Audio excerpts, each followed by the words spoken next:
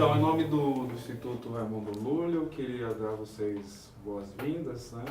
E apresentar brevemente o professor Rui Barros, que é bacharel e mestre em História Social pela USP, escritor e palestrante, né? Então, ao longo de 4 semanas, ele vai nos falar sobre esse assunto que é premente, né? Acerca da natureza, da democracia, se ela está em crise ou não. E eu espero que todos aproveitem, né, bem o curso. Então, bom proveito a todos. Vamos lá, gente. Eu proponho a vocês que eu faça uma exposição que vai ser razoavelmente concisa para dar tempo para vocês participarem, fazer perguntas e tudo mais. Né? Veja só, então, recentemente foram publicados muitos artigos e alguns livros sobre a questão da erosão da democracia. Foram percebendo o seguinte, que vários governos que foram eleitos ao redor do mundo, mas especialmente aqui no Ocidente, tá? Os sujeitos foram eleitos e começaram sutilmente a interferir nos outros poderes, né? Tentar controlar a imprensa, e restringir liberdades civis e coisas do gênero. Né? Ou seja, classicamente, a democracia era interrompida antes por algum tipo de golpe, né? Que era dado de fora, podia ser militar ou cívico, era dado de fora, ou, né, o próprio presidente eleito acabava impondo uma democracia depois de um certo tempo. Agora, o que se percebe é que há uma erosão interna e lenta, tá? E lenta, as coisas não são feitas abruptamente, não tem um dia que mudou tudo. Lentamente as coisas vão acontecendo. Um dos livros que trata desse assunto, que é bem recente, é Como as Democracias Morrem. Os dois autores são dois autores americanos, Ziblatt e Levitsky, e esse último esteve no Brasil para o lançamento do livro, que vai ser agora, foi traduzido, está sendo lançado. Ele deu uma série de entrevistas, né? Escreveu, deu palestras, escreveu assuntos, escreveu artigos sobre a questão e ficou em bastante evidência. Há outros livros também, ainda não estão traduzidos, mas são livros importantes, que estão sendo produzidos nos Estados Unidos e na Europa sobre esse tema. Os regimes democráticos, tal como nós encontramos eles hoje, eles são o resultado de pelo menos 300 anos de história. Né? Eles são uma instituição que acabou sendo construída ao longo do tempo. Só para ter uma ideia, por exemplo, as mulheres só conseguiram direito ao voto agora no século XX, tá certo? Então, a conformação que tem os regimes democráticos não é uma coisa que desde o início está prontinha, ao contrário, foi se transformando conforme o tempo foi passando, conforme a população foi crescendo, isso teve um impacto tremendo na conformação dos regimes democráticos. E veja que eu estou falando no plural, né? Regimes democráticos. Isso porque, se você pega cada país, você vai ver que eles têm um regime democrático que tem algumas singularidades e que dificilmente poderiam ser transportadas para outros países, né? Que é outro problema sério, por exemplo, na guerra no Oriente Médio, né? A invasão que os Estados Unidos fez no Iraque, quando derrubou o Saddam e tudo mais. Dá para implantar um regime, uma forma democrática num lugar que nunca conheceu esse tipo de regime, que sempre teve uma sociedade que não é uma sociedade parecida com a ocidental, que não está estruturada como uma sociedade de classes e grupos, tá certo? que ainda tem toda uma conformação tribal nela. Quer dizer, o que acontece quando se implanta um regime democrático, formalmente democrático, né, num lugar desse? A coisa não dá certo. Por quê? Porque a democracia em cada lugar tem toda uma história atrás dela, né? Imagine transplantar o regime político que se pratica nos Estados Unidos para o Brasil, tá? Com aquela eleição longa que tem prévias, primárias longas, bem super disputadas e tudo mais, né? E que no fim das contas o sujeito que ganha a eleição no voto popular não necessariamente ganha a eleição, porque a eleição lá ela tem uma estrutura diferente, tá? É o colégio eleitoral dos delegados. Daqui a gente não entende direito isso, mas para eles isso não é uma coisa que foi artificial, foi algo que foi sendo construído e que se cristalizou desse jeito, que para eles é normal. Eles encaram isso perfeitamente como uma coisa super normal, né? É o que aconteceu recentemente nessa última eleição. Tá? A Hillary ganhou né? Se você contar os votos da população mesmo, a Hillary ganhou, né? Mas o Trump levou. Por quê? Por causa do tipo de composição que tem, você compreende? E nós vamos ver isso bastante no nosso próximo encontro, que a gente vai tratar do caso americano. O que eu vou fazer hoje para vocês é basicamente o seguinte: desses regimes democráticos que floresceram no Ocidente, eles têm alguns elementos em comum. Eu selecionei 4 que eu considero fundamentais para a gente entender como é que isso está estruturado. Eu falei que essa história começa pelo menos há uns 300 anos atrás. Mais precisamente, a gente pode tomar como um ponto de saída, de referência, a Revolução Gloriosa na Inglaterra. É 1689. Tá? Dos aspectos fundamentais da Revolução Gloriosa foi um decreto chamado Bill of Rights, tá? Que estabeleceu as liberdades civis. Tá? A liberdade de movimento, de ir e vir, a liberdade de expressão, de organização e de manifestação pública. Essas liberdades são absolutamente fundamentais num regime democrático, no Estado de Direito. Tá? Sem essas liberdades, a democracia é capenga, fica ferida e pode entrar em erosão. Na mesma Revolução, se começou a discutir, e isso é um autor inglês que viveu na época e que escreveu 2 livros fundamentais sobre esses assuntos. É o John Locke, ele chama. Ele escreveu o Tratado sobre o Governo Civil e outro que chama Sobre a Tolerância. Esses textos podem ser encontrados na internet, já traduzidos em português. Né? Que era a divisão dos poderes, tá certo? Depois o Montesquieu, na França, já é um pouco mais tarde, 1748, vai tratar desse mesmo problema no livro que ele escreveu e que é um livro de referência até hoje, O Espírito das Leis.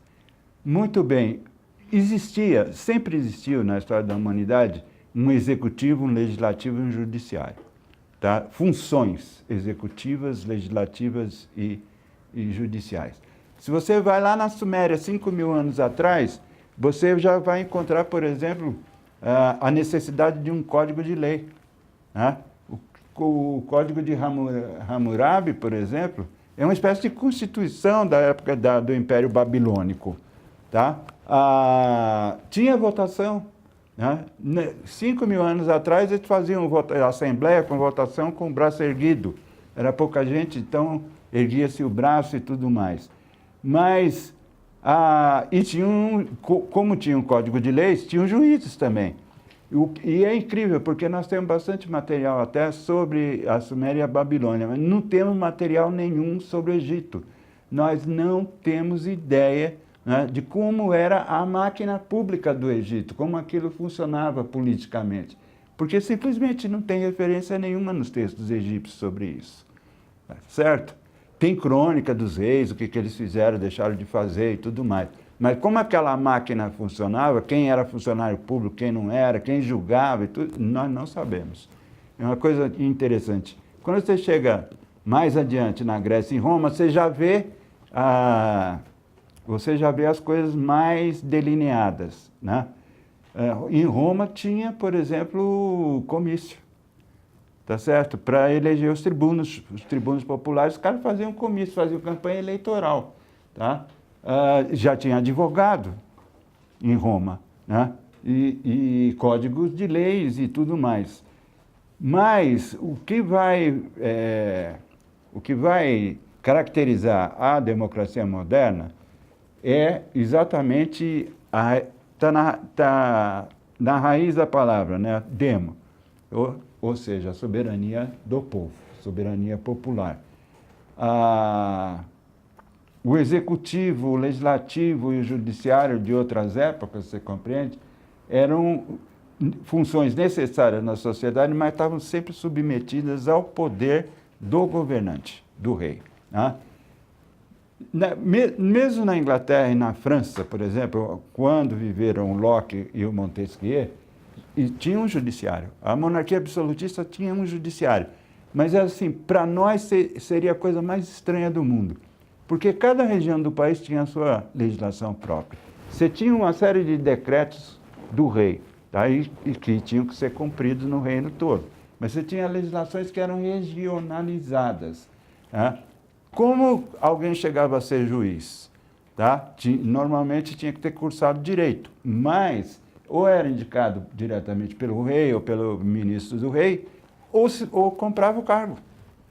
Tá? Na monarquia absolutista, por exemplo, quem arrecadava imposto eram pessoas comuns que ofereciam esse serviço. Eles arrecadavam os impostos e ficava com uma comissão de 2%, 3%. Hoje em dia, imagina, só tem auditor fiscal para tudo quanto é lado, né? São funcionários públicos, tá certo? As coisas vão caminhar no sentido de formalizar, normatizar, né, as funções. E esses autores começam essa discussão. Então, fica claro que o executivo, ele propõe leis ao parlamento e administra o país, o Estado-nação, o reino, o que seja. O legislativo examina o orçamento. A origem do parlamento é essa, né? Se a gente pega, né, mesmo na Inglaterra, lá atrás, a Carta Magna de 1250, qual que era o problema? O rei da época queria aumentar imposto. Os nobres se rebelaram, falando de jeito nenhum. Essa é a origem do parlamento. O parlamento foi, no começo, uma associação de aristocratas, estritamente assim, para colocar um limite no poder de tributação do rei. Se deixasse, o rei ia tributando até não mais poder, né? E não tinha a menor diferença entre o que era o tesouro do Estado e a propriedade do rei. Os reis faziam a maior bagunça, né? Tomavam o dinheiro do Estado como se fosse deles para coisas individuais, e isso era absolutamente normal e trivial. Então, o legislativo examina o orçamento, né? Fiscaliza o executivo, se o executivo está cumprindo aquilo que está estabelecido no orçamento, e também pode propor leis. Tá? O parlamento pode e deve tomar iniciativa de propor leis. E o executivo, por outra parte, vai ter, né, o poder de vetar essas leis. O parlamento pode votar uma lei e o executivo fala, isso é inadequado para o momento. E devolve, com um veto, devolve de novo para o parlamento. O parlamento tem a capacidade de derrubar o veto do executivo. Tá? Então, e finalmente o judiciário, né? Que o judiciário, o que ele faz? Faz cumprir as leis e as interpreta se for o caso. Certo? Você faz um conjunto de leis, uma Constituição. A nossa tem 30 anos, está comemorando esses dias, 30 anos. Né? A Constituição não dá resposta para tudo, tá certo? Então, o Executivo propõe uma lei vai ao parlamento, tem maioria e aprova a lei. Aí a minoria que perdeu no parlamento, eles falam, mas espera aí, será que essa lei é constitucional? Ou seja, se essa lei não agride a Constituição, eles vão para o judiciário. Inclusive, todo esse ativismo do judiciário no Brasil tem origem nesse fenômeno, né? Que os perdedores no parlamento sempre recorrem no judiciário para tentar mostrar que é inconstitucional a lei que a maioria, que o executivo mandou para o parlamento, que a maioria aprovou. O judiciário não é função do judiciário fazer leis. O judiciário não tem que fazer lei nenhuma. Quem faz lei é o executivo e o parlamento, né? O judiciário tem que interpretar a lei quando surge alguma controvérsia, tá certo? E é o mecanismo que todo mundo recorre quando ocorre um conflito entre pessoas, entre uma pessoa e empresas, né? Ou entre políticos, por exemplo. O executivo pode recorrer ao judiciário contra o legislativo pode recorrer ao judiciário contra o executivo, tá certo? Quer dizer, é um triângulo, você compreende? Esse triângulo tem, cada um dos 3 pontos do triângulo tem relação com os outros 2 e interage com os outros 2. Mas esses 3 têm autonomia. Tem uma diferença muito importante nessa questão, que é a seguinte: os representantes populares que vão para o executivo e para o legislativo são eleitos. Os que vão para os judiciários não são eleitos. Eles passam por concurso, fazem concurso público. Isso começou no século XX também, né? Concurso público para o aparelho estatal, mas especialmente para o judiciário. Então, de repente, você vê situações de um juiz do Supremo, são 11, né? Toma uma decisão que afeta a população inteira do Brasil, eles não foram votados. Eles foram indicados por um presidente, eles passam por uma sabatina no Legislativo, no Senado, e aí vão para lá, né? E no Brasil, nós vamos ver no quarto encontro da gente, isso tudo tem uma grande ironia, né, gerando tudo isso, porque hoje a maioria dos ministros do Supremo foram indicados pelos governos do PT, né? E esses juízes estão mantendo o Lula na cadeia, o Dirceu, etc., etc., etc., os dirigentes do PT. Então, há uma possibilidade de conflito entre os 3, né? Um pode sair e exorbitar, tá certo? Então, a gente tem que ver, no jogo democrático também, a mídia tem um papel muito importante, né? A mídia é capaz de investigar, de fiscalizar, tá certo? De denunciar, de dar voz a parcelas da população, tá? Mas também a mídia pode ser controlada.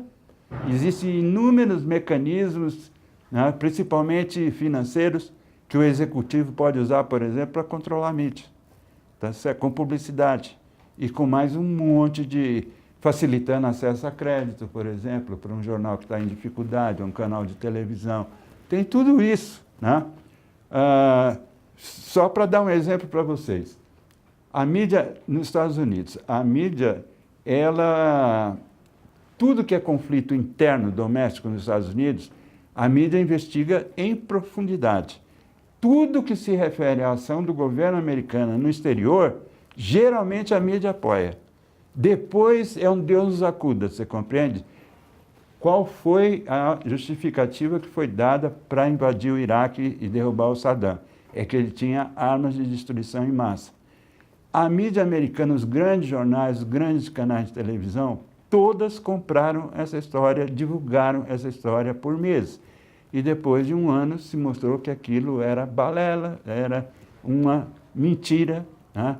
E, portanto, a mídia pode ser arrastada patrioticamente numa conversa também, né? Então, a gente vai vendo, você compreende que não existe na democracia nenhum mecanismo perfeito que garanta a perfeição do funcionamento da coisa. É sempre, é como disse o Churchill, né? A democracia é um sistema político muito ruim, né? Com exceção de todos os outros que são muito piores, tá certo? A tirania, etc, etc.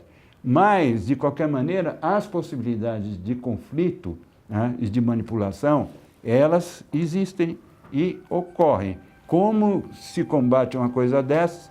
É exatamente através da prática democrática que você vai aprendendo com os erros. Tá? A maioria pode cometer enganos. Democracia, regime democrático, é um regime de maioria. Né? A maioria escolheu o executivo, a maioria do parlamento votou a favor daquela lei. Eles estão sempre certos? Por quê? Não, eles podem fazer uma...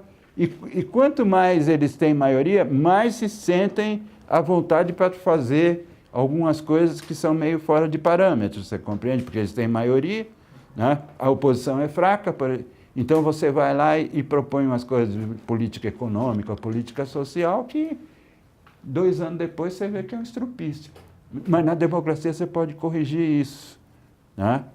Na próxima eleição você não reelege o cidadão que fez esse tipo de prática.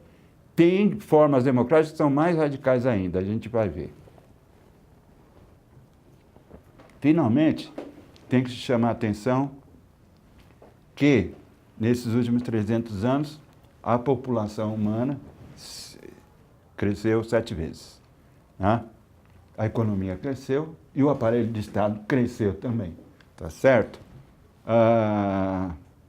E se formou uma burocracia estatal. E essa burocracia estatal, ela tem um poder que também precisa ser olhado, visto, né, pesquisado e entendido. Quem tratou muito da questão da burocracia estatal foi o sociólogo alemão Max Weber, num livro chamado Economia e Sociedade. Tá?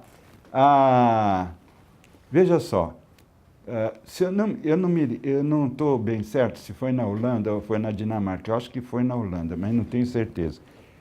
Recentemente, eles passaram meses sem um governo. Porque depois da eleição, ninguém fez maioria, os partidos não conseguiam fazer uma coligação, ficaram meses sem um governo, sem o primeiro-ministro, lá é monarquia parlamentar, na Holanda, né? Ficaram, e nada parou, o serviço público não parou, tudo continuou a funcionar perfeitamente, você compreende? Porque você tem uma burocracia que tem essa vantagem, quer dizer, os caras têm estabilidade no emprego, tá? Eles conhecem aquilo em profundidade, tá certo? E eles são capazes de manter a máquina funcionando. Mesmo que não tenha político lá dirigindo, pelo menos o mínimo do serviço público se faz, né, sem a menor necessidade. Tem alguns pontos dessa burocracia que são extremamente sensíveis e poderosos. Nenhum presidente no Brasil tem coragem de tomar uma atitude contra a Polícia Federal e contra a Secretaria da Receita Federal. Por um motivo muito simples. Se eles resolvem fazer uma greve, eles causam uma atrapalhação na vida do país, na vida cotidiana, né, do país e do governo, que é infernal, você compreende? Então ele trata a polícia, todos os governantes, trata a Polícia Federal e o pessoal que trabalha na Receita Federal assim com luvas, para não deixar nenhum tipo de atrito subir e sair, né, do controle. Um regime democrático tem que ter eleições, é o segundo ponto aí. Né? Aí nós temos uma variedade enorme de tipos de eleição, de colégio, de organização desse sistema todo. No início dos experimentos democráticos, o voto foi sempre censitário, ou seja, podia votar aquelas pessoas que tinham o mínimo de escolaridade, de patrimônio e renda. Portanto, era uma porção minúscula da população que votava. O Brasil, ele foi, quando fez a independência, né, tinha voto, tinha uma assembleia aberta. É verdade que o Dom Pedro não gostou da Constituição que o povo estava fazendo lá, que os deputados estavam fazendo, fechou a Constituinte lá, e mandou um grupo de notáveis escrever a Constituição de 1824, que depois foi votada no parlamento. Algo disso está sendo ventilado novamente por aí na declaração de um dos candidatos, né? Essa Constituição previa o voto, mas não chegava a abarcar nem sequer 1% da população, para a gente ter ideia de como era restrito. Na Europa, nos Estados Unidos, não. Nos Estados Unidos, sempre o colégio eleitoral, ele não era universal, mas sempre foi muito mais amplo do que, inclusive, nos países europeus. Nos países europeus, o voto foi se alargando devagar ao longo do século XIX, né?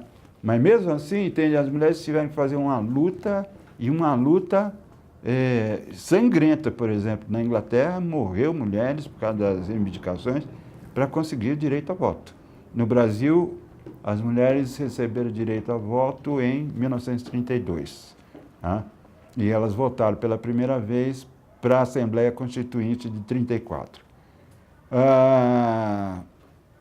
E é incrível, porque a Suíça, por exemplo, que é um lugar super civilizado e tudo mais, as mulheres só tiveram direito ao voto agora, na década de 70. Na década de 70.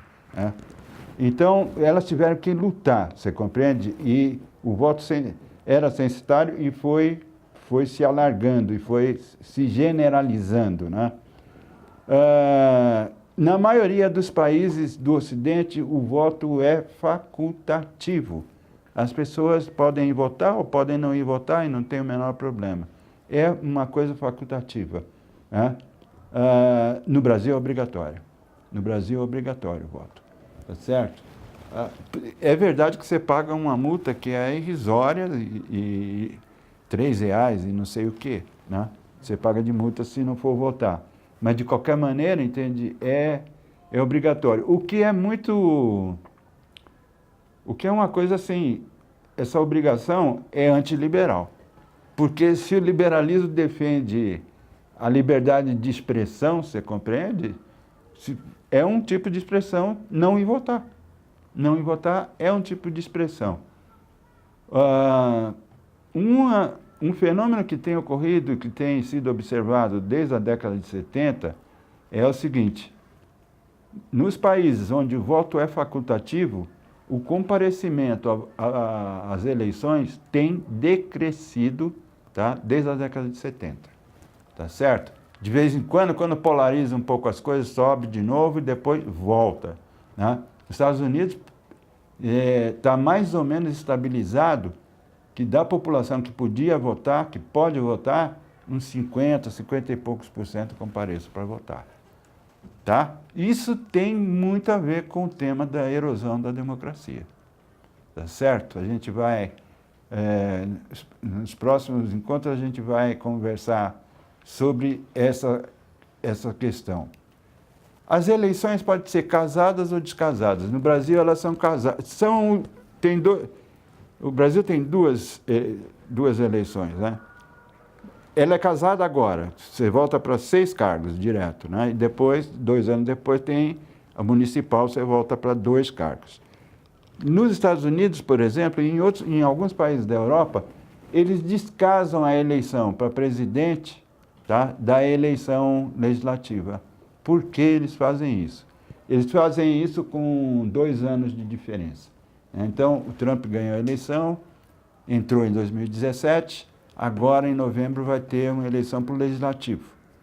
Eles fazem isso pelo seguinte: a maioria dos comentaristas nos Estados Unidos, eles colocam a seguinte questão: vamos que a gente elege um presidente e esse presidente começa a fazer um monte de besteira aqui, e nós estamos revoltados com isso. Nós temos uma oportunidade no meio do mandato, 2 anos, tá, de eleger um Congresso. É o que é a esperança dos democratas agora, dos democratas americanos, né?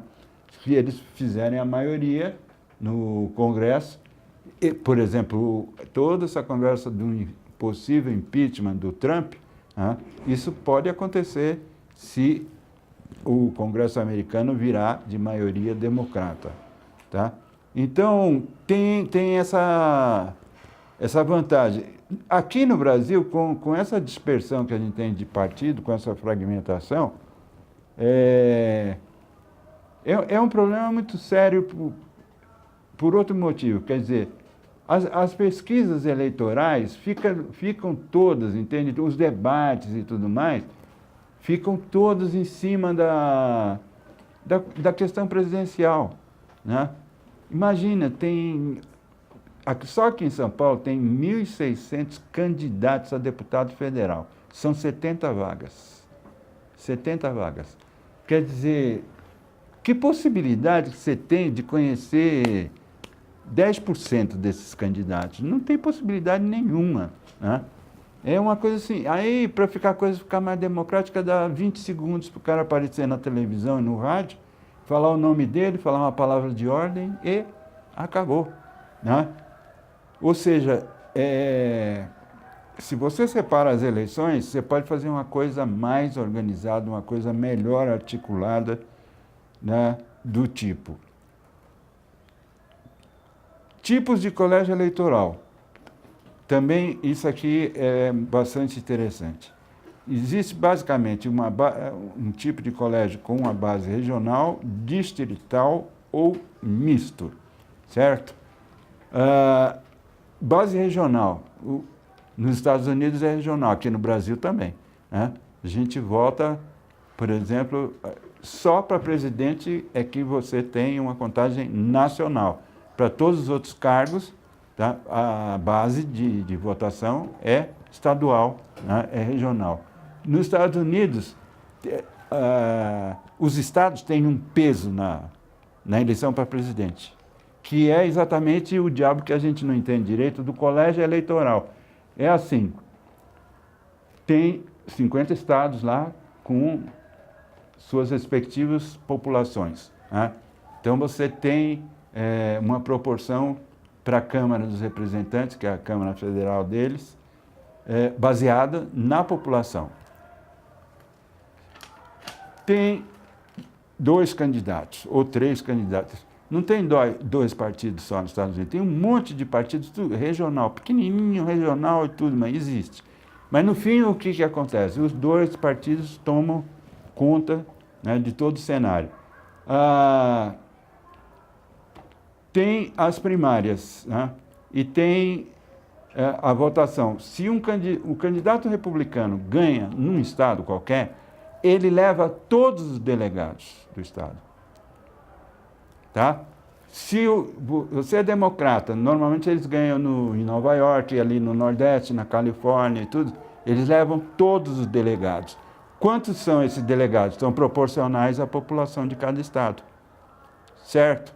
Então, quando você junta esse colégio eleitoral, pode dar diferença entre o voto popular e o voto nesse colégio. Exatamente porque o candidato que vence no estado leva tudo. É um jogo de ganha e perde mesmo, perde tudo. Você entende? Então, é por isso que lá tem uma base regional, inclusive para a eleição presidencial. Tem o voto distrital. Existe em vários países da Europa o voto distrital, né? Ele é interessante porque ele dá uma série de racionalidades e uma série, e pelo menos um aspecto de aprofundamento democrático, que é o seguinte. Você imagine que você pega a cidade de São Paulo e divide em 6 distritos eleitorais. Tá? 6 distritos eleitorais. Então, um fulano que é candidato a deputado federal, tá? Ele não precisa fazer campanha no estado inteiro. Ele faz num distrito eleitoral. Vamos supor que a Zona Leste seja um distrito eleitoral, tá? Do Brás até Cidade Tiradentes lá. Isso vai possibilitar um seguinte fenômeno. O pessoal pega e elege um deputado federal lá, de um partido qualquer, que os partidos vão disputar todos naquele distrito, né? Eles elegem alguém. Aí passa um tempo e os eleitores começam a se revoltar contra o que o nobre deputado está fazendo na Câmara Federal, tá? quando você tem uma organização distrital, é possível você fazer uma lista com abaixo-assinado, tá? Você faz uma lista, isso é determinado em legislação, quantos são necessários para assinar essa lista. Você simplesmente convoca o deputado federal e pede explicação do que ele está fazendo e que diabo que ele está fazendo lá. E se os populares que vão a essa Assembleia não concordam com o deputado, eles têm o poder de revogar o mandato e de fazer uma nova eleição naquele distrito para mandar outro representante para a Câmara. Tá? O voto distrital permite esse tipo de conduta, você compreende? É óbvio que isso aí é uma democracia mais profunda, porque permite o recall. No fundo é isso, permite o recall. Né? É muito difícil que uma proposta dessa tenha prosperidade no atual Congresso, com os deputados e senadores que nós temos lá. Né? Eles não vão votar uma legislação que vai permitir a cassação popular do mandato deles no meio da coisa. Ora, estamos ainda longe disso, a gente precisa andar um bocadinho para poder chegar nisso. Listas fechadas ou abertas. Isso aqui é a questão de fortalecer os partidos ou não, você compreende? Quer dizer, quando você faz... se você quer fortalecer os partidos, você precisa, na legislação, fazer o seguinte: você vota num partido. Né? Esse partido pode oferecer alternativas, mas você vota num partido, você compreende? Para toda... lá do presidente até o deputado estadual, por exemplo, nessa eleição agora. Para nós isso é estranho, porque exatamente por causa da fragilidade dos partidos, a gente vota em pessoas que a gente conhece. E aí dá o maior coquetel. Né? De repente você acaba votando em 6 partidos diferentes. Porque são as pessoas que você conhece, ou julga que conhece, etc., etc., pode resultar nisso. Com isso, você nunca fortalece os partidos. Tá certo? Então, a ideia, a lista fechada tem um problema sério, entende? Que a direção do partido designa as candidaturas. E isso é um problema para a renovação, por exemplo. É problema. E no Brasil não são admitidos candidatos independentes. Em outros países é possível você se candidatar sem ter partido. Isso também é outra coisa que não é possível aqui. Terceiro elemento do jogo democrático, os partidos políticos. Né? As origens dos partidos políticos são muito interessantes. Lógico que não tinha partido político na época da Revolução Gloriosa, 1689, ainda não tinha partido político. Né? Então, como se formaram os partidos políticos? Um sociólogo francês, Maurice Duverger, escreveu um livro, Os Partidos Políticos, onde ele aborda essas questões. E é um livro já de 1951, mas é um livro clássico, que tem muita coisa correta, que é uma referência até hoje, que está aí colocada em uso. Esses 2 livros que estão citados aqui, do Robert Mitchell, A Sociologia dos Sistemas Partidários nas Modernas Democracias, e o do Maurice, também estão na internet. Eu acho que o do Duverger está em espanhol, mas é tranquilo para ler, não tem muito problema. E ele coloca o seguinte: as origens dos partidos, principalmente, tem 3 origens. Né? Primeiro são os blocos que vão se formando no parlamento. O parlamento inglês, durante o primeiro século, que ele passou a funcionar a partir da Revolução Gloriosa, era muito interessante, porque o primeiro-ministro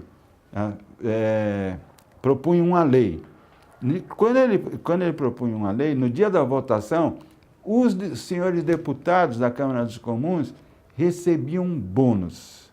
Mas era aberto, não era propina. Para nós isso é propina, né? Não, para eles não. Para eles era absolutamente normal. Imagina, eles iam sair do sossego deles para ir até o parlamento votar, tinham que ser recompensados de alguma forma. Né? Eles recebiam um bônus. Como que veio a formação dos dois grandes partidos ingleses, que um deles está aí até hoje, os Tories, o Partido Conservador, né? O outro era o Partido Liberal, que acabou se dissolvendo, agora voltou. O Partido Liberal inglês já se dissolveu, voltou, né? Não é muito forte, mas está aí na disputa. E agora eles têm um partido nacionalista meio xenófobo forte, né? Que é o UKIP, que foi determinante agora na história do Brexit. Vão se formando blocos no parlamento devagar, você compreende? Aqueles deputados eleitos que, por exemplo, costumavam votar com o governo, as pessoas começaram a se agrupar. E os que votavam mais permanentemente contra o governo começaram a se agrupar também. Tá? Isso deu origem ao Partido Conservador e o Liberal na Inglaterra, né?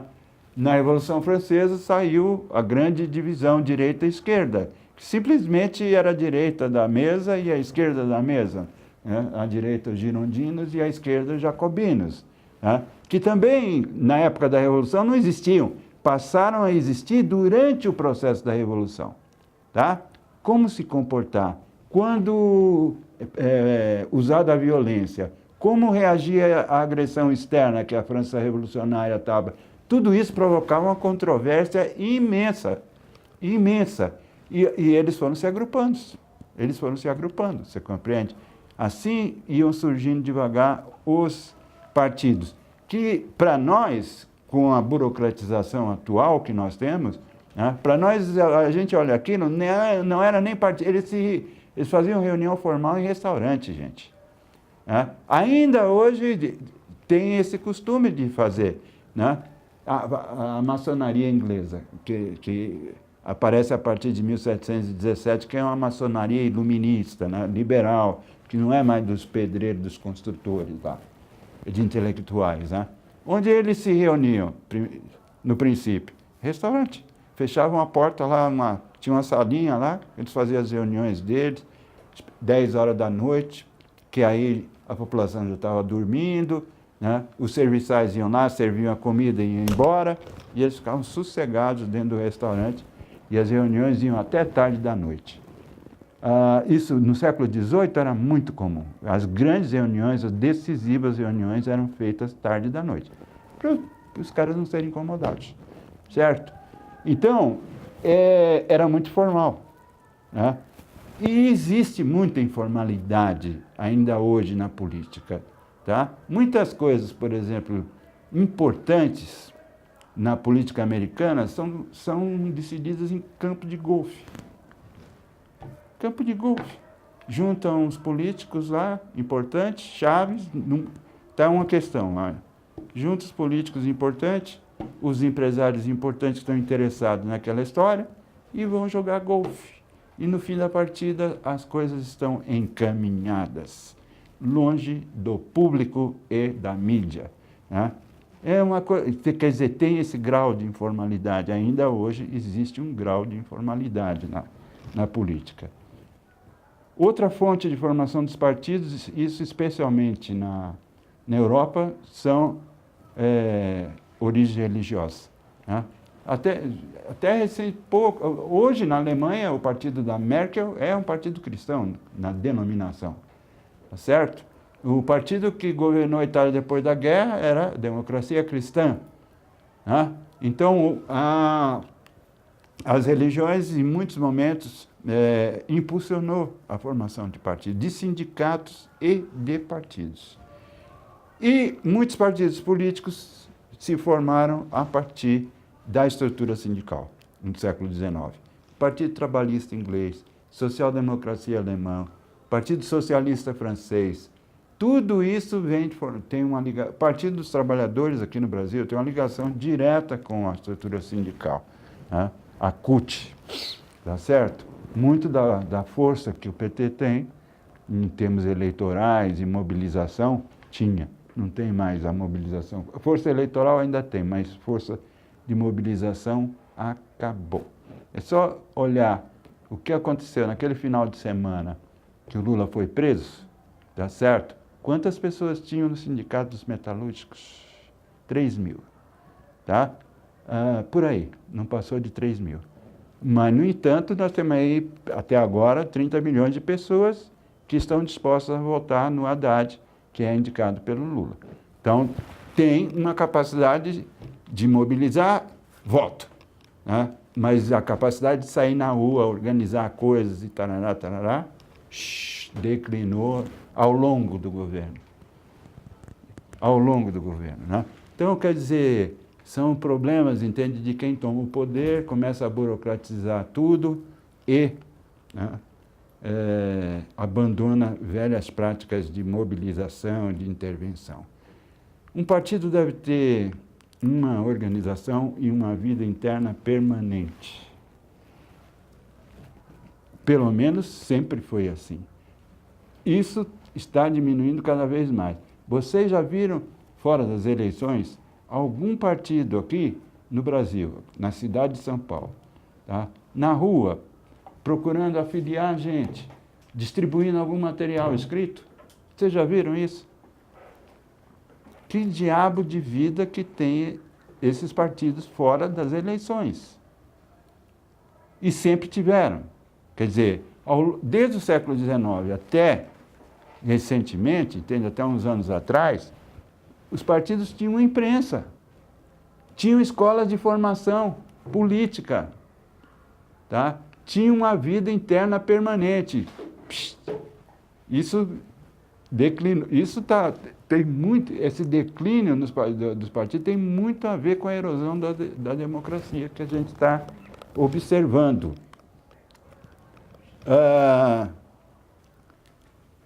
O livro do Robert Michels é de 1911. Ele foi social-democrata, foi filiado ao partido alemão, né? E ele escreveu esse livro com...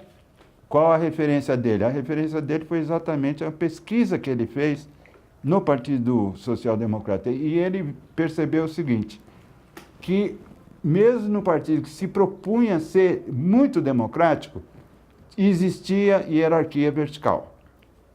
Tá? Existia hierarquia vertical. E à medida que crescia, isso crescia cada vez mais, porque você ia juntando um monte de funcionários, né? Você ia burocratizando a atuação do partido. E você formava uma direção, você compreende, que, de repente, a posição dessa direção, ela era mais importante na tomada de decisão final, né, visando a sobrevivência da própria direção, do que os interesses da classe operária. O livro foi um escândalo, né, quando ele saiu. Foi um escândalo. Se criou a lei de ferro da oligarquia, como foi nomeado o livro dele, né? E ocorre o seguinte, tem um problema ainda pior, que você tem gente que se profissionaliza na política, ou seja, se transforma num político profissional, tá? Se esses cidadãos estão na direção do partido, isso é um problema. Isso é um problema, entende? Porque a perspectiva deles, que tem mandato, começa a imperar sobre o partido, quando, na realidade, devia ser o contrário.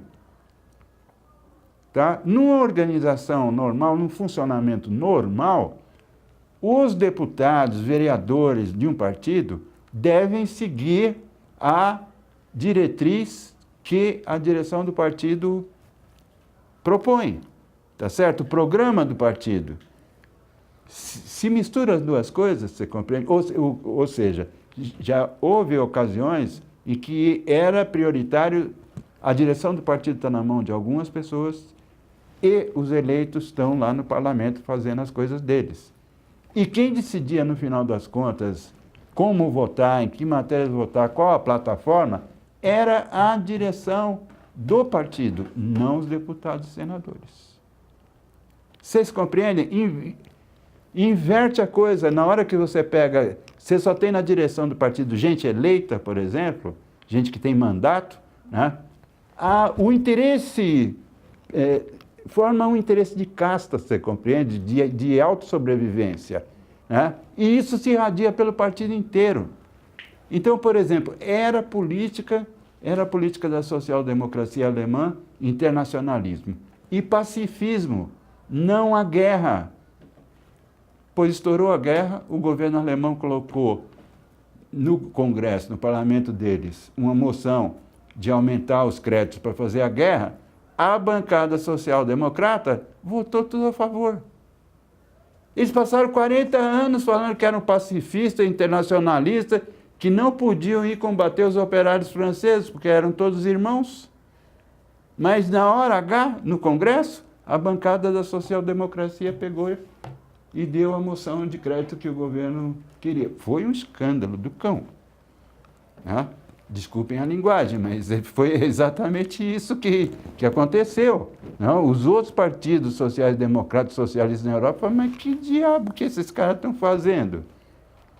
Tá? Os bolcheviques, quando tomaram o poder, eles acusaram a social-democracia alemã assim, de traidores do operariado e criaram uma outra internacional. A Segunda Internacional era dominada pela social-democracia alemã. Eles criaram outra internacional, porque achavam que a social-democracia alemã estava vendida. Né? Então, aí vem a questão da fidelidade, né? Das pessoas que têm mandato. No Brasil, você pode trocar de partido como quem troca de camisa. Tá certo? Quer dizer, você quer fortalecer os partidos? Por que você faz uma legislação que permite você esvaziar os partidos com a maior facilidade? Você está lá, foi eleito por um partido, porque você supostamente defende tais e tais propostas. E depois, 2 anos depois, fala, não é nada disso. E passa para um partido que te dá e oferece condições melhores, eleitorais, financeiras, e vai saber o que é mais. E, finalmente, nós temos também nessa discussão a questão do financiamento. Como financiar a vida partidária. Aqui aconteceu, lógico que aconteceu, tinha financiamento de empresa, tá? Com limite, mas sabe como é? Sempre se dá um jeito para extravasar o limite, aí começa o caixa 2, tá certo? Resolveram acabar com isso, porque isso, evidentemente, era um problema sério, porque distorcia a capacidade eleitoral dos partidos. Quem recebia mais tinha uma maior facilidade para alavancar suas próprias eleições. E aí, o que fizeram? Criaram um fundo público, né? Fundo partidário. Então, é por isso que tem 35 partidos, entende? Quer dizer, tem os partidos nanicos, bem nanicos, que, na realidade, como é gasto o fundo partidário? Primeiro, o presidente do partido, o cara que fundou o partido, põe a família inteira nos cargos de direção do partido. Né? Designa os diretórios municipais. É contra a lei. É contra a lei. A legislação partidária no Brasil é que o pessoal precisa fazer comitês municipais, né? Eleitos. Não, mas é que a maior parte é designada, são comissões provisórias. Provisórias, assim, que duram 10 anos de provisoriedade.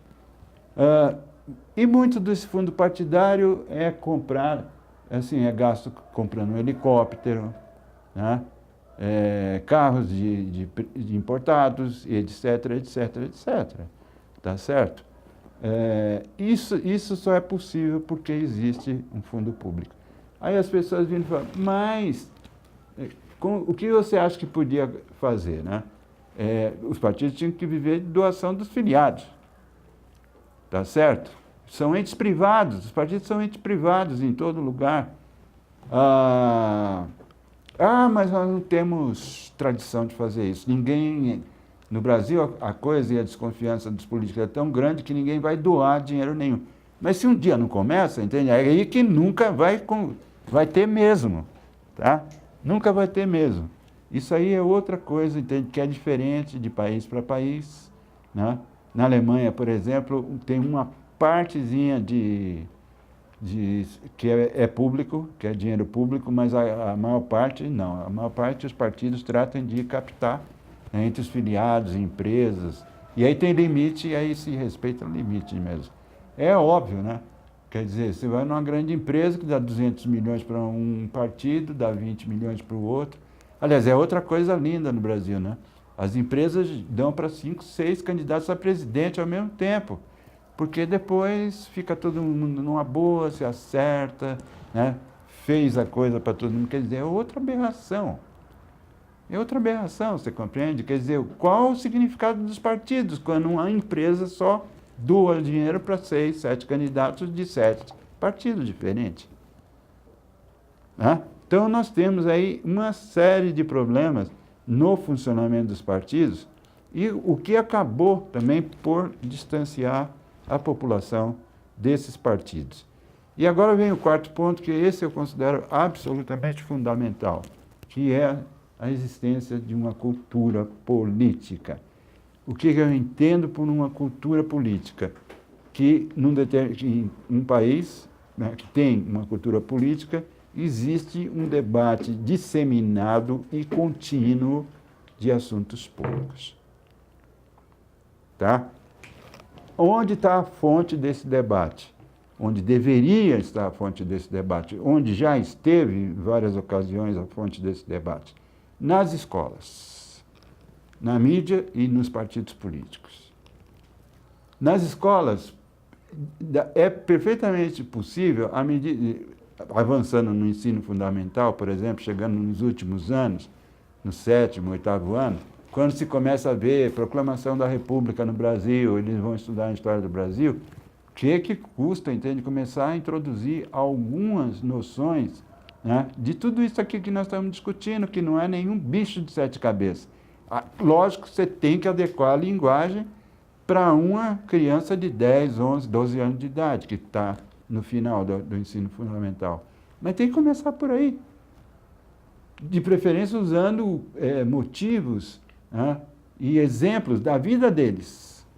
Porque na vida deles também tem um poder executivo, tem um poder judiciário, tem um poder legislativo. Tá? De vez em quando eles mandam, de vez em quando eles têm que obedecer, de vez em quando ele junta a criançada para tomar uma decisão. É um poder legislativo, sem dúvida nenhuma, em miniatura. Ou seja, é perfeitamente possível fazer uma discussão dessa com as crianças de uma forma didática, clara e racional. A mídia. Sabe que debate tem na TV aberta sobre assuntos públicos no Brasil? Debate. Estou falando de noticiário, porque noticiário tem toda hora, mas no noticiário ninguém dá o menor pipareco, né? E depois o noticiário é organizado assim. Fulaninho deu um tiro no meio da testa de cicrano, né? Matéria seguinte, um desfile de moda em Paris. Tá certo? Não tem... É tudo feito, você compreende, para não ter a menor conexão entre nada. Nada tem conexão com nada no noticiário, do jeito que eles passam de um para o outro. Pois muito bem, a TV Bandeirantes faz um programa, né, de debate de coisas públicas. Domingo, meia-noite para segunda-feira, onde a maioria da população, canal livre, né, onde a maioria da população já está dormindo, porque tem que acordar cedo no dia seguinte. Tá? Esse é o único programa que eu lembro onde existe algum debate sobre assuntos públicos, saúde, educação, demografia, política, economia, tarará, tarará, tarará. A mídia trata a população brasileira como se fosse um bando de ignorantes que não tem a menor condição de entender aquilo que vai se falar. Se falar em português claro, as pessoas entendem. As pessoas entendem. Se pegar os assuntos e transformar no português claro. E os partidos políticos seriam os grandes agentes de cultura política, né? Mas é o que eu falei, por exemplo, você pega um exemplo como o Brasil, se não tem vida, entrem no site dos partidos políticos, mesmo os maiores, PT, PSDB, não tem debate, não tem textos explorando as realidades brasileiras, você compreende? Tem lá o programa, o pessoal que é eleito, né? Os diretórios, os endereços, não tem material. Vejam só, YouTube. Tem muita gente que faz vídeos para o YouTube direto, né? Às vezes pessoas, às vezes grupos, né? Fazem quase que diariamente, com intervenções. É um baita de um canal que tem um acesso, né, a milhares de pessoas. Os partidos políticos não se interessaram por fazer isso agora na campanha. Não se interessaram, não tem. Tem vídeo assim de eleitor, né? O eleitor que está a fim desse candidato ou daquele vai lá e faz o vídeo e tarará, tarará. Mas os partidos, enquanto entidade, não. Não. Estão na televisão, que é aquela coisa. Né? Você não tem oportunidade de fazer um debate mais aprofundado nos debates da televisão, que um vai acontecer daqui a pouco, né? Que é o último. Não tem mesmo, entende? Como que você vai falar de educação no Brasil em 1 minuto e meio? Isso é uma maluquice, pô. Só pode sair aqueles absurdos, aquelas palavras-chave ali, os clichês, rápido, e provocar uma polêmicazinha e acabou. Né? Ora, se você quer fazer uma exposição e alcançar mais gente, fazer uma exposição, tem aí um veículo simples, que é a internet, o YouTube. Não tem gente lá. Os partidos não estão lá. Então, isso é uma falta que está fazendo, que é uma coisa tremenda. Tem que se lembrar a todo momento que a democracia é o governo da maioria, com respeito e proteção às minorias. Porque se faltar respeito e proteção às minorias, vira tirania muito rapidamente. Muito rapidamente. Né? A existência fundamental de oposição aos governos é absolutamente necessário para um governo funcionar razoavelmente, que exista uma oposição que seja eficaz, que fiscalize, que vai para cima mesmo. Onde você tem uma oposição fraca, entende? Os governantes se sentem muito tranquilos e começam a fazer besteira. É uma propensão natural, tá? Você está lá com a faca e o queijo na mão, né? E aí começam as ideias extravagantes a pipocar na cabeça de um, de outro, porque sabe que não vai ter oposição ali. Então, a oposição é absolutamente fundamental para que o regime democrático funcione. É cansativo? A democracia é um processo cansativo, não tenha dúvida nenhuma. Né? Mas tem outro melhor? Não tem, você compreende? Esse é o problema. Aí vem uma ditadura, um tirano que, no fim, tem que se derrubar, porque ninguém fica aguentando tirania por muito tempo. Né?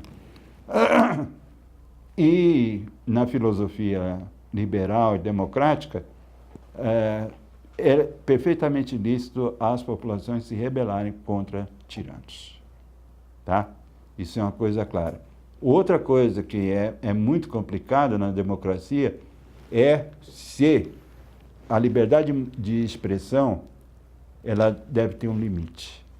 Por exemplo, é tolerável, né, que gente, usando da liberdade de expressão, proponha coisas que liquidem a democracia? É uma discussão. Tá? Porque se você acha que não, você está limitando a liberdade de expressão dessa pessoa. Tá? Então, a pessoa vem, democracia é uma porcaria, nós temos que botar tudo abaixo e botar alguém aí que mete a mão na mesa e resolva as coisas, biriri, bororó, bororó. O sujeito precisa ter liberdade de expressar essas coisas. Ele é minoria? Eu acabei de falar, tem que respeitar a minoria. Tá? Na Alemanha, por exemplo, tem um problema sério com o neonazismo. Por causa do passado deles, do trauma que eles passaram, tá certo? Existem restrições a manifestações de nazistas e neonazistas na Alemanha. Mas isso é uma situação muito particular da Alemanha, você entende? Porque, de repente, esses caras começam a negar o que ocorreu. Né?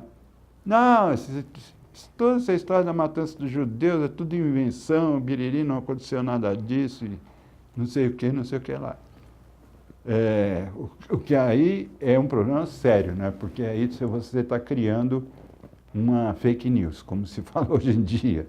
Né? A ética política. A ética política é outro fator fundamental aí nessa história da cultura política. Né? A gente deve ter claro o seguinte, que a ética que se aplica na vida pessoal da gente, que normalmente é originária de uma grande religião, não é exatamente a ética dos políticos. Tá? Desde o Maquiavel, já faz quase 500 anos atrás, né, o Maquiavel não era maquiavélico. Tem uma certa incompreensão nessa história do Maquiavel. Quando você está maquinando uma coisa, alguém vira e fala, mas você está sendo maquiavélico, né? Ou seja, agindo como Maquiavel. Maquiavel não inventou aqueles conselhos que ele deu. Ele simplesmente reuniu toda a experiência de 200 anos com aquelas cidades no norte da Itália, você compreende? Colocou no papel, né? Apontando como os príncipes e os condottieri fizeram efetivamente para governar. Não era invenção da cabeça dele. No entanto, ele ficou com a fama de que ele teria inventado todas aquelas maquinações e tudo, mas não é verdade. Mas a política, entende, a política e a democracia, elas entendem que existem diferenças na sociedade, conflitos, e que existe um meio de trabalhar isso, que é a negociação e a democracia. Tá certo? Portanto, não se nega na democracia que existem os conflitos. Os conflitos existem na sociedade, estão aí, né, visíveis e tudo mais. Mas existem maneiras de se encaminhar os conflitos sem ter que degenerar para a violência. Às vezes degenera. Por exemplo, quem poderia imaginar que os deputados japoneses se pegariam de pancadaria dentro do Congresso do Parlamento japonês? Já aconteceu umas 2 ou 3 vezes. Foi o maior escândalo, passava no noticiário aqui. E a pancadaria rolava solta, numa nação de gente que é muito autocontrolada, muito civilizada, que não joga nada na calçada, na rua, né? Mas, de repente, entende, a paixão política chega num grau que as pessoas transbordam e partem, né? Portanto, a política admite uma série de mecanismos que visam a formar maiorias. E, às vezes, né, usam-se na política argumentações e mecanismos que seriam reprováveis na vida pessoal. Tá? Na vida pessoal seria coerção, uma chantagemzinha aqui, acolá, né? Na vida pessoal, isso não é eticamente responsável. Na política, se admite uma série de coisas, porque é efetivamente uma luta, né, de forças antagônicas ou que são adversárias e que usam de vários mecanismos para levar as coisas adiante. A corrupção, que tanto está em pauta, e não é só no Brasil, não, essa é outra ideia que a gente tem. O Brasil é o país mais corrupto do mundo, que é nada, não é. É inacreditável, mas não é. Tá? Existem países onde a corrupção é muito pior do que aqui. Muito. Nos países, até assim, usar um pronto-socorro estatal, você acaba pagando uma propina. Na Índia, na Grécia e assim por diante. O que levou, entende, a esse estado de coisa? Eu acho que é o impacto da economia no sistema político. Tá? Porque, veja só, a história da democracia segue para e passo a história do capitalismo. Tá? Uma boa parte, nos Estados Unidos, as duas coisas estiveram juntas o tempo todo, mas não em outros lugares. O capitalismo é perfeitamente capaz de sobreviver num regime nazista ou fascista. Olhem as grandes empresas alemãs de hoje, tá certo? 70 anos atrás elas estavam lá apoiando o Hitler com tudo. Bayer, Volks, essas empresas todas financiaram o regime nazista sem o menor problema. O nazismo foi embora, as empresas ficaram. O grande capital ficou. E aí vai acontecer o seguinte, com esse crescimento da população, da economia, o surgimento de grandes empresas no final do século XIX, tá? O Estado vai crescendo, o aparelho estatal vai crescendo. E a quantidade de dinheiro que o Estado arrecada, né, vai se tornando uma coisa fabulosa. Você compreende? Isso atrai apetites bastante consideráveis, gente. Bastante consideráveis. Então, tem um impacto da economia, das grandes empresas, no financiamento dos partidos políticos. Né? Aqui no Brasil, isso supostamente foi suspenso. Daqui a 2 anos a gente vai saber se foi suspenso mesmo ou se as coisas continuaram de alguma forma a rodar.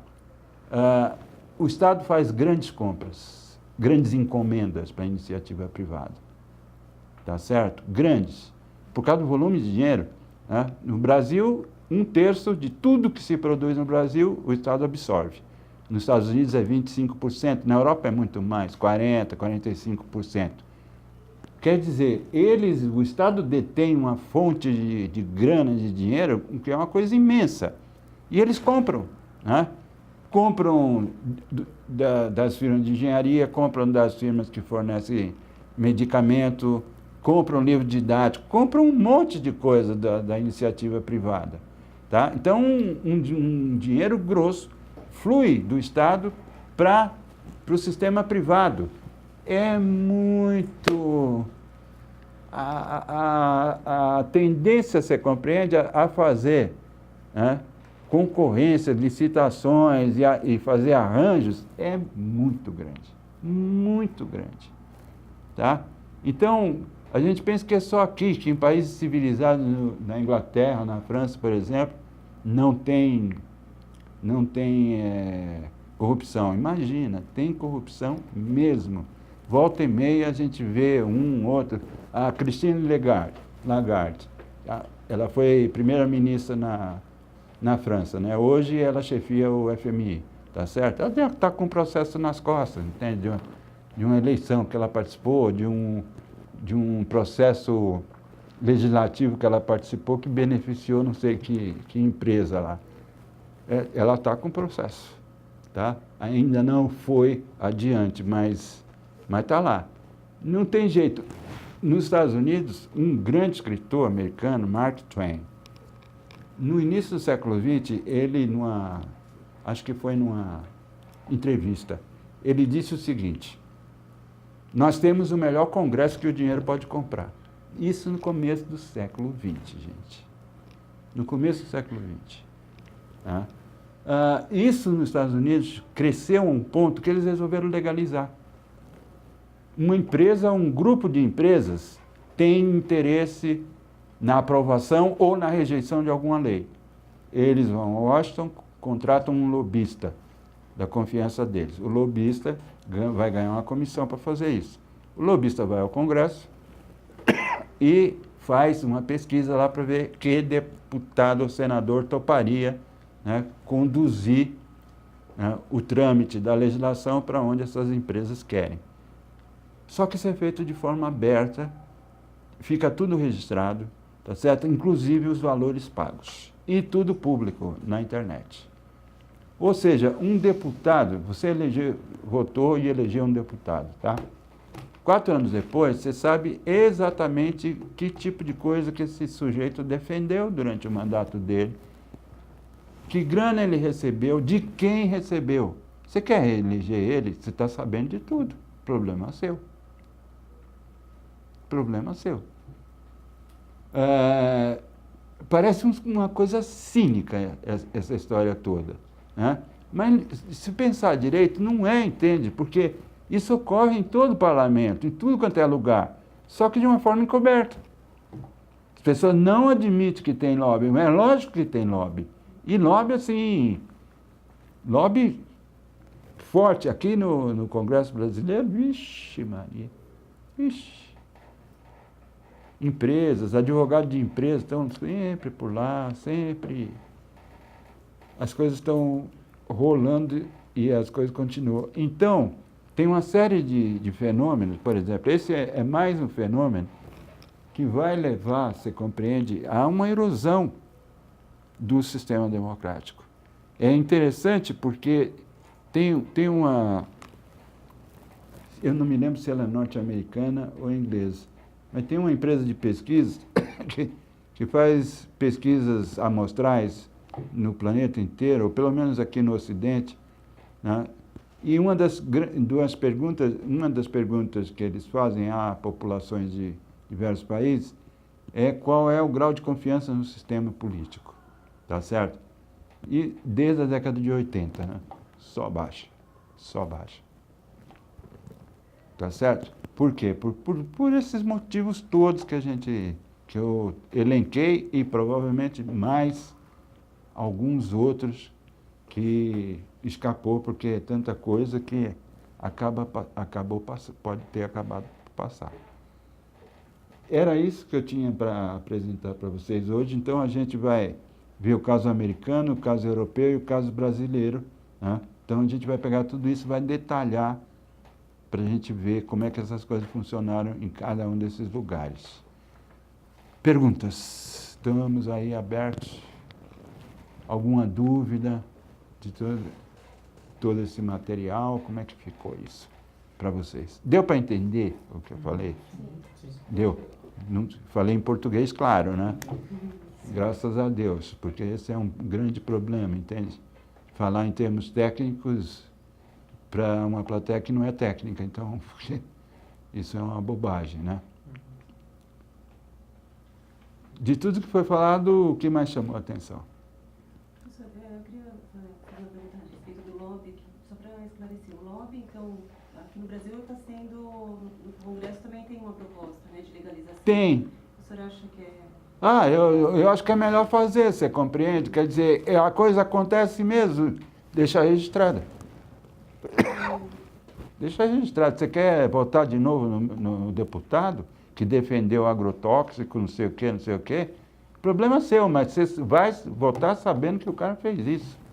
Porque com a legalização fica mais... Fica registrado. Fica registrado e lógico. transparente, né, com a lei da transparência. Tem um projeto de lobby. Mas o Brasil é muito peculiar. O Tom Jobim falou, o Brasil não é para principiante. Tá certo? Então, é o tipo de lei, você compreende, que talvez eles achem que não é os deputados, né? Achem que talvez seja... Eles ainda não mediram, entende? Se facilita ou dificulta a vida deles esse tipo de coisa. Porque aqui todo mundo quer fazer uma mazela, mas quer aparecer como bonzinho no final das contas. Né? A estrutura do lobby, você fez a mazela, está lá registrado. Na realidade, as coisas estão, não o dinheiro, mas o voto do cidadão está registrado no Congresso. Né? Mas quem se dá o trabalho, entende, de pegar, que o cara votou em 4 anos. É possível. Você entra na internet, vai procurando, entra no site do Congresso, isso é possível, sim. Mas quem faz isso, você compreende? São 4 anos, né? O cara votou em tanta coisa, tarará, tarará. Agora, o dinheiro que ele recebeu para votar nisso, naquilo outro, isso, o voto, né? não, isso não fica registrado. Isso não fica registrado. Tá certo? Então, melhor que se registre. Melhor que se registre. Se a coisa acontece mesmo, eu acho melhor que se registre. Você sai dessa coisa da sombra, entendeu? Não é, poderia ser, tarará, tarará. Tá? Eticamente é reprovável? Com certeza. A tirada do Mark Twain é exatamente isso, né? Temos o melhor Congresso que o dinheiro pode comprar. Aliás, os americanos, eles são mestres em frases desse tipo e saídas desse. Perguntaram para um empresário americano uma vez, o senhor acha que os pobres herdarão a terra? Ele falou, com certeza. com exceção dos minérios do petróleo.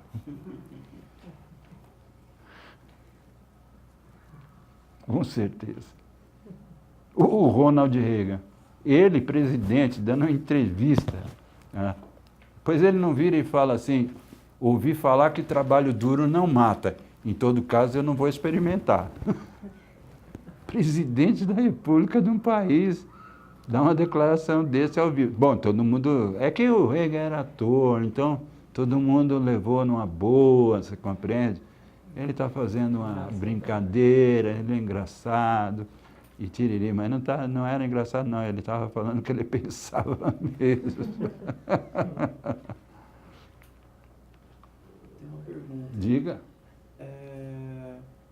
Monarquia parlamentar. É uma democracia. Aqui para o Brasil, você acha que é possível voltar? Não. Nunca amou, só vai Não. viver nos sonhos molhados Não. dos monarquistas? Dos Bragantinos aí. Acho que já era, né? Embora, por exemplo, a eleição para a presidência seja tratado quase que como uma coisa monárquica, né? O Brasil tem uma coisa de eleger reis e rainhas com muita facilidade, né? A rainha dos baixinhos, o rei do futebol, né? Aqui vive-se elegendo reis, príncipes e princesas com muita facilidade. Mas a volta de uma monarquia eu acho meio difícil. Mas as monarquias parlamentaristas são tipos democráticos. Você acha que nem a bandeira que eles sempre alegam é o programa que custa menos do que um presidencialismo, que é menos corrupto e tal? Você acha que... Não, porque tem os gabinetes, né? Primeiro-ministro, que vai gastar a mesma coisa que um presidente, que vai ter funções presidenciais. Onde você tem uma monarquia parlamentarista, democrática, as funções do chefe de Estado são funções cerimoniais. Volta e meia na Inglaterra, os ingleses são muito apegados às tradições, né? É incrível, porque a Inglaterra ela não tem uma constituição, como os outros países. Não tem. Tá? Eles fizeram lá o decreto dos direitos, lá na Revolução Gloriosa. Eles têm toda uma estrutura de common law, que é a lei comum, né? A lei que é aplicada, e eles vivem com isso tranquilamente, sem problema nenhum, entende? Mas a monarquia cerimonial lá, né? Faz as grandes representações, quando tem eventos internacionais e tudo mais. De vez em quando sempre tem um gaiato nos Estados Unidos, na Inglaterra, que fala, mas esse negócio custa muito caro. E o pior, está dando muito escândalo, recentemente, né? Começou a dar muito escândalo. Mas eles mantêm. Eles gostam de todo aquele cerimonial. Acho que dá um certo senso de estabilidade para eles. Que é simbólico, né? Emocional. Tá certo? Fizeram um filme muito bonito sobre a participação de um rei inglês, que é o pai da Elizabeth, durante a guerra, e ele era gago, né? Então teve um treinamento, e ele precisava fazer o discurso para justificar a entrada da guerra, para motivar o povo a participar da guerra, que a Inglaterra estava sendo atacada. É um filme muito bonito, né? Que mostra todo um treinamento, contrataram um fonoaudiólogo para fazer. Os atores são muito bons e o filme é muito bonito, muito bem feito. Então, sabe, numa hora dessa eles chamam o rei. Tá? Mas na maior parte do tempo, os políticos ingleses também querem que a família real fique quietinha lá e não atrapalhe muito o andamento das coisas. E, pelo que eu lembro, assim, acho que a última vez que eles interferiram em alguma coisa é em Guerra das Malvinas, né? Depois disso, pelo menos eu não lembro. Assim. Depois disso veio a era dos escândalos. Né? Com a Diana e aquela coisa toda. Mas é incrível, porque no norte da Europa, o sistema é monárquico parlamentarista na Holanda, Suécia, Noruega, Dinamarca, não lembro se é ou não lembro. Mas são países muito prósperos, né, que têm um IDH muito grande.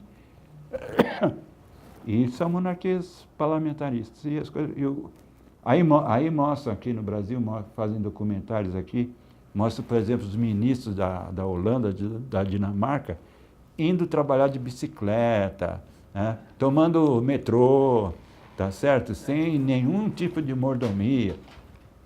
Tudo bem, eu acho isso um bom exemplo, mas é assim também.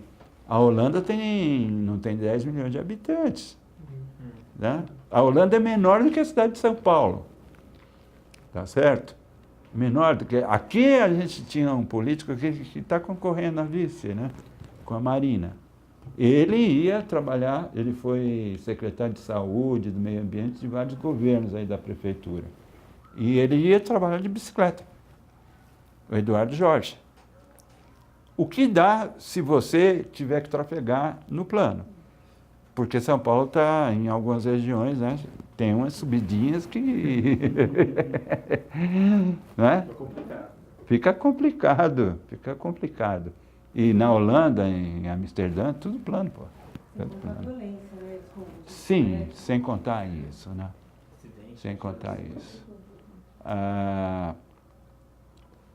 O Brasil vive numa situação, assim, que é muito estranha mesmo. Se você consegue se afastar emocionalmente da coisa e olha de fora, né, é muito estranho.